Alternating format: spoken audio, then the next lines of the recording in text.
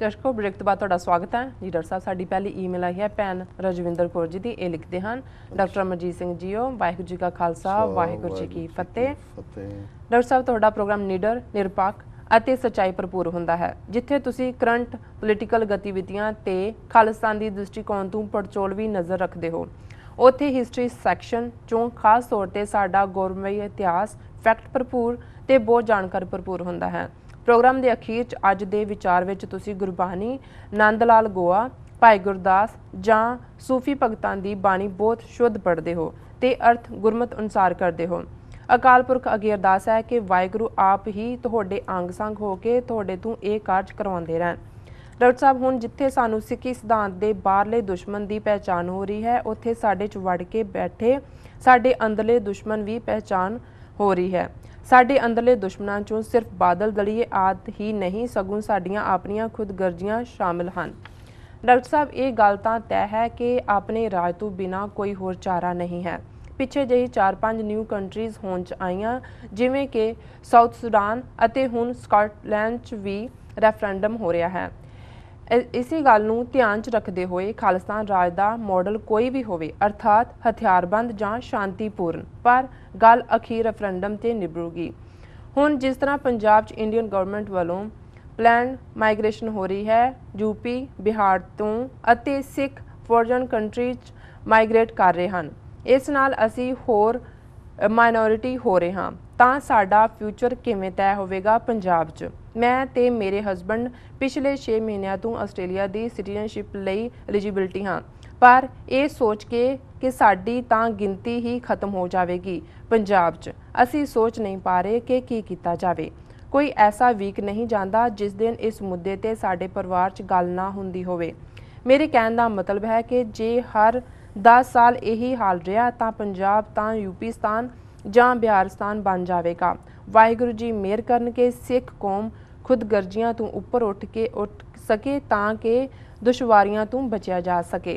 अरदास है कि वाहिगुरू जीओ सिखां नूं सिक्खी दान, केस दान, रहत दान, विवेक दान, विश्वास दान, भरोसा दान, दाना सिर दान, नाम दान बख्शण अते साडे चौंकियां झंडे बूंगे जुगो जुग अटल रहन। वाहिगुरू जी का खालसा वाहिगुरू जी की फतेह। खालिस्तान जिंदाबाद जी। डॉक्टर जिंदाबाद जिंदाबाद।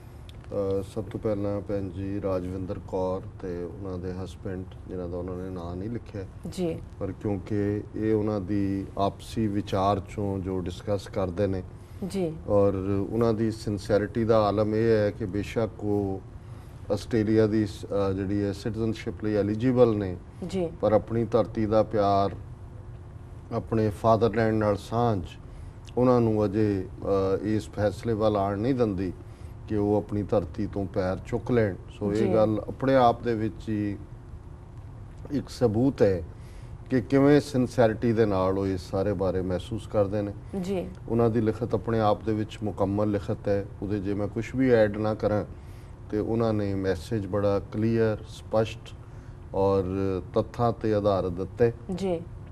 उन्होंने प्रोग्राम चंगा लगता है। हिस्टरी सैक्शन अज का विचार और पड़चोलवी साड़ी जिहड़ी पोलीटिकल अप्रोच है उन्होंने लिए उन्होंने बहुत बहुत शुक्रिया जी। उन्होंने बिल्कुल ठीक किया कि दुश्मन बाहरले तो है ही ने पर अंदरले दुश्मन अंदरलियां च भी सिर्फ बादलाइट्स या बादलकियां की गल ही नहीं है, साडे विचली खुदगर्जी जिहड़ी है ये साडा बहुत वड्डा दुश्मन है। और मैं बिल्कुल सहमत है ये गल मैं अपनियां लिखतां च भी और अपनियां स्पीचेस च भी ईवन वाशिंगटन दे विच भी जदों मैं संडे एड्रैस किया ज़्यादा मजबूती नाल कहना शुरू किया है भी असी की सां ते की है जी जी और कित्थे असी अज खड़े हैं। अज साडे जिहड़े निशाने ने प्रायोरिटीज़ ने वो एक वड्डा कार वड्डी गड्डी ऐयाशी दा जीवन, इस तो बिना जिहड़ा साडा पंथ परिवार प्रति साडी कमिटमेंट जां साडा फर्ज जां साडी जिहड़ी कंट्रीब्यूशन है वो कित्थे जी जी। और ये भी एक वड्डा कारण है कि नहीं तो 30 मिलियन सिख कौम बेकरी हो के तरलियां ते है और मिन्नतां ते है और असी बिल्कुल विक्टिमहुड इंजॉय कर रहे हैं। असी वो कौम है जिन्होंने इतिहास सिरजा होया, जिन्होंने वेड़े दियां ताकतवर हुकूमतां मुगल अफगान ब्रिटिशर उन्होंने जिहड़ा रिट्रीट करवाया होया। असी ਆਪਣੇ ਹਰੀ ਸਿੰਘ ਨਲੂਏ, ਅਕਾਲੀ ਫੂਲਾ ਸਿੰਘ, ਉਹਨਾਂ ਤੇ ਤਾਂ ਮਾਣ ਕਰਦੇ ਸੀ। ਅੱਜ ਦੇ ਦੌਰ 'ਚ ਵੀ ਜੀ ਅਸੀਂ ਜਰਨੈਲ ਸਿੰਘ ਖਾਲਸਾ ਪਿੰਡਾਂ ਵਾਲੇ, ਆਪਣੇ ਸ਼ਹੀਦ ਬੇਅੰਤ ਸਿੰਘਾਂ, ਸਤਵੰਤ ਸਿੰਘਾਂ, ਜਿੰਦਿਆਂ, ਸੁੱਖਿਆਂ, ਰਾਜੋਵਾਣਿਆਂ, ਹਵਾਰਿਆਂ, ਦਿਲਾਵਰ ਸਿੰਘਾਂ ਔਰ ਤੇ ਉੱਤੇ ਅੱਜ ਵੀ ਸਾਨੂੰ ਮਾਣ ਹੈ। ਪਰ ਇਹਦੇ ਬਾਵਜੂਦ ਸਾਡਾ ਇੱਕ ਵੱਡਾ ਹਿੱਸਾ ਇੱਕ ਐਸੇ ਕੰਫਰਟ ਜ਼ੋਨ ਦੇ ਵਿੱਚ ਚਲਾ ਗਿਆ ਜੀ, ਉਹ 'ਚੋਂ ਨਿਕਲਣਾ ਨਹੀਂ ਚਾਹੁੰਦਾ।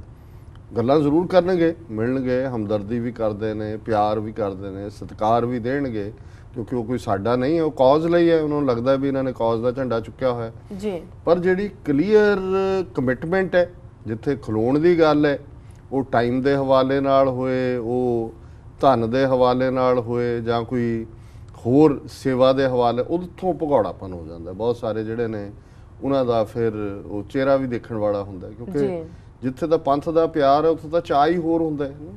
ਸੋ ਉਹਨਾਂ ਨੇ ਬਿਲਕੁਲ ਠੀਕ ਕਿਹਾ। ਹੁਣ ਗੱਲ ਉਹਨਾਂ ਨੇ ਜਿਵੇਂ ਦੁਨੀਆ ਦੇ ਵਿੱਚ ਤਬਦੀਲੀ ਹੈ ਜੀ, ਸਾਊਥ ਸੁਡਾਨ ਦੀ ਗੱਲ ਇਹਨਾਂ ਨੇ ਕੀਤੀ ਹੈ। ਸਕਾਟਲੈਂਡ ਦੇ ਵਿੱਚ ਨੈਕਸਟ ਮੰਥ ਸਤੰਬਰ ਦੇ ਵਿੱਚ ਰੈਫਰੈਂਡਮ ਹੋਣਾ ਔਰ ਇਹਨਾਂ ਨੇ ਭੈਣ ਜੀ ਰਾਜਵਿੰਦਰ ਨੇ ਕਿਹਾ ਵੀ ਅਲਟੀਮੇਟਲੀ ਗੱਲ ਜਿਹੜੀ ਆ ਉਹ ਰੈਫਰੈਂਡਮ ਤੇ ਹੀ ਨਿਬੜੇਗੀ। ਬਿਲਕੁਲ ਠੀਕ ਹੈ। ਪਰ ਹੁਣ ਉਹਨਾਂ ਨੇ ਇੱਕ ਬੜਾ ਵੈਲਿਡ ਨੁਕਤਾ ਦਿੱਤਾ ਹੈ ਕਿ ਇੱਕ ਪਲੈਨਡ ਸਟ੍ਰੈਟਜੀ ਦੇ ਤਹਿਤ, ਵਿਉਂਤ ਦੇ ਤਹਿਤ ਜੀ, ਯੂਪੀ ਔਰ ਬਿਹਾਰ ਚੋਂ ਜਿਹੜੀ ਲੇਬਰ ਦੇ ਨਾਂ ਥੱਲੇ ਭਈਏ ਨੇ ਉਹ ਲਿਆ ਕੇ ਉਹਨਾਂ ਨੂੰ ਪ੍ਰੋਪਰਟੀ ਰਾਈਟਸ ਦੇ ਕੇ ਇਲੀਗਲ ਕਾਲੋਨੀਜ਼ ਨੂੰ ਰੈਗੂਲਰ ਕਰਕੇ ਉਹਨਾਂ ਦੇ ਹੁਣ ਕੌਂਸਲਮੈਨ ਵੀ ਬਣਨੇ ਸ਼ੁਰੂ ਹੋ ਗਏ, MLA ਵੀ ਬਣ ਜਾਣਗੇ ਬੜੀ ਜਲਦੀ ਜੀ। ਔਰ ਕਿਉਂਕਿ ਪੰਜਾਬ ਇੱਕ ਪਾਸੇ ਡਰੱਗਸ ਦੇ ਹਵਾਲੇ ਕਰ ਦਿੱਤੇ।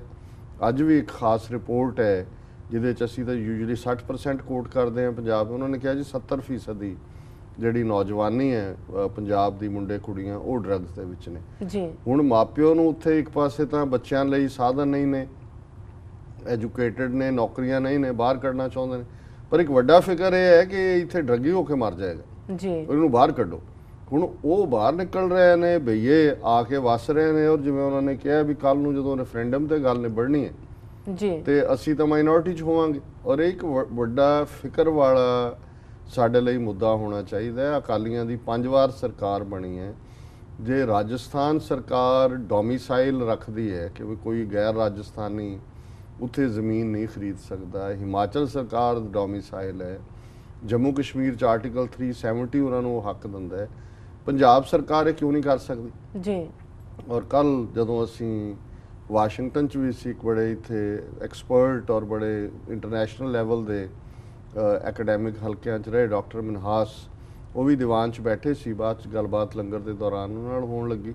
ਉਹ ਮੈਨੂੰ ਕਹਿਣ ਲੱਗੇ ਕਿ ਜੀ ਜਿਹੜਾ ਇੱਕ ਤਰੀਕਾ ਹੈ, ਜਿਵੇਂ ਇੱਕ ਜ਼ਮਾਨੇ 'ਚ ਸਰ ਛੋਟੂ ਰਾਮ ਦੇ ਜ਼ਮਾਨੇ 'ਚ ਇਹ ਸੀ ਫੈਸਲਾ ਕਿ ਕੋਈ ਗੈਰ ਜਿਹੜਾ ਕਾਸ਼ਤਕਾਰ ਹੈ, ਨੌਨ ਐਗਰੀਕਲਚਰਿਸਟ, ਉਹ ਐਗਰੀਕਲਚਰ ਜ਼ਮੀਨ ਨਹੀਂ ਲੈ ਸਕਦਾ। ਉਹ ਕਹਿਣ ਲੱਗੇ ਜੀ ਇੱਕ ਜਿਹੜਾ ਇਹ ਪੰਜਾਬ 'ਚ ਜ਼ਮੀਨਾਂ ਦੇ ਭਾਅ ਵੱਧ ਗਏ, ਕਰੋੜ 2-2 ਕਰੋੜ ਦਾ ਕਿੱਲਾ ਹੈ, ਬਾਹਰ ਜਾਣ ਦੀ ਤਾਂਘ, ਜ਼ਮੀਨਾਂ ਵੇਚ ਰਹੇ ਨੇ, ਇਹ ਪਾਬੰਦੀ ਲੱਗਣੀ ਚਾਹੀਦੀ ਹੈ ਵੀ ਕੋਈ ਐਗਰੀਕਲਚਰ ਕਲੋਨੀਜ਼ ਡਿਵੈਲਪ ਕਰਨ ਦੇ ਨਾਂ ਤੇ ਉੱਥੇ ਲਿਆ ਕੇ ਭਈਏ ਬਿਠਾਉਂਦੇ ਨੇ ਜੀ। ਪਰ ਇਹ ਕਰਨਾ ਕਿਨੇ? ਕਿਉਂਕਿ ਅਲਟੀਮੇਟਲੀ ਕੁਛ ਨਾ ਕੁਛ ਤਾਂ ਅਸੈਂਬਲੀ ਪਾਸ ਕਰੇਗੀ, ਭਾਵੇਂ ਉਹ ਡੋਮਿਸਾਈਲ ਐਕਟ ਬਣਾ ਦੇਣ ਜਾਂ ਕੋਈ, ਪਰ ਉਹਨਾਂ ਦਾ ਭਗੌੜਾਪਨ ਹੈ। ਔਰ ਅਖੀਰ 'ਚ ਉਹਨਾਂ ਨੇ ਜਿਹੜਾ ਗੁਰੂ ਤੋਂ ਮੰਗ ਕੀਤੀ ਹੈ, ਜਿੱਥੇ ਉਹਨਾਂ ਨੇ ਕਿਹਾ ਵੀ ਸਿੱਖ ਕੌਮ ਖੁਦਗਰਜ਼ੀ ਤੋਂ ਉੱਪਰ ਉੱਠੇ, ਉੱਥੇ ਗੁਰੂ ਤੋਂ ਮੰਗਿਆ ਵੀ ਸਿੱਖੀ ਦਾਨ, ਕੇਸ ਦਾਨ, ਰਹਿਤ ਦਾਨ, ਵਿਵੇਕ ਦਾਨ, ਵਸਾ ਦਾਨ, ਭਰੋਸਾ ਦਾਨ, ਦਾਨਾ ਸਰਦਾਨ, ਨਾਮਦਾਨ, ਸ੍ਰੀ ਅੰਮ੍ਰਿਤਸਰ ਜੀ ਦੇ ਇਸ਼ਨਾਨ, ਚੌਂਕੀਆਂ ਝੰਡੇ ਬੁੰਗੇ ਜੁਗੋ ਜੁਗ ਅਟਲ ਜੀ। ਹੁਣ ਇਹ ਸਾਡੀ ਖਾਲਿਸਤਾਨ ਦੀ ਗੱਲ ਹੈ, ਕੌਮੀ ਸੋਵਰਨਿਟੀ ਦੀ ਗੱਲ ਹੈ, ਪੰਥਕ ਆਜ਼ਾਦੀ ਦੀ ਗੱਲ ਹੈ। ਔਰ ਜਦੋਂ ਤੱਕ ਸਾਡਾ ਆਪਣਾ ਮੁਲਕ, ਆਪਣਾ ਵਤਨ ਨਹੀਂ ਹੁੰਦਾ, ਸਾਡੀਆਂ ਚੌਂਕੀਆਂ ਝੰਡੇ ਬੁੰਗੇ ਜੁਗੋ ਜੁਗ ਅਟਲ ਦੀ ਅਰਦਾਸ ਜਿਹੜੀ ਹੈ ਉਹ ਮੁਕੰਮਲ ਨਹੀਂ ਹੁੰਦੀ। ਇਹ ਅਰਦਾਸ ਸਿਰਫ ਪੜ੍ਹਨ ਲਈ ਨਹੀਂ ਹੈ, ਇਹ ਅਲਟੀਮੇਟਲੀ ਪੋਲੀਟੀਕਲ ਡੈਸਟਨੀ ਹੈ। ਖਾਲਸਾ ਜੀ ਕੇ ਬੋਲ ਬਾਲੇ ਵੀ ਝੰਡੇ ਬੁੰਗੇ ਜੁਗੋ ਜੁਗ ਅਟਲ ਦੀ ਗੱਲ ਹੈ, ਤੇ ਰਾਜ ਕਰੇਗਾ ਖਾਲਸਾ ਪੜ੍ਹਨਾ ਵੀ ਜਿਹੜਾ ਉਹ ਵੀ ਉਸ ਨਿਸ਼ਾਨੇ ਨੂੰ ਯਾਦ ਕਰਨਾ, ਤੇ ਖਾਲਿਸਤਾਨ ਜ਼ਿੰਦਾਬਾਦ ਵੀ ਇਹੀ ਉਸ ਦਾ ਅਜੋਕਾ ਈਡੀਐਮ ਜਾਂ ਸੋਲਿਊਸ਼ਨ ਹੈ। ਸੋ ਭੈਣ ਜੀ ਰਾਜਵਿੰਦਰ ਕੌਰ ਔਰ ਉਹਨਾਂ ਦੇ ਸਿੰਘ ਸਾਹਿਬ ਦਾ ਬਹੁਤ ਬਹੁਤ ਧੰਨਵਾਦ, ਉਹਨਾਂ ਨੇ ਸਾਨੂੰ ਲਿਖਿਆ ਜੀ। ਡਾਕਟਰ ਸਾਹਿਬ ਇੱਥੇ ਲੈਣੇ ਬ੍ਰੇਕ। ਵਿਊਅਰਸ ਤੁਸੀਂ ਨਾਲ ਇਸ ਤਰ੍ਹਾਂ ਬਣੇ ਰਹੋ, ਮਿਲਦੇ ਹਾਂ ਛੋਟੇ ਵਕਫੇ ਤੋਂ ਬਾਅਦ।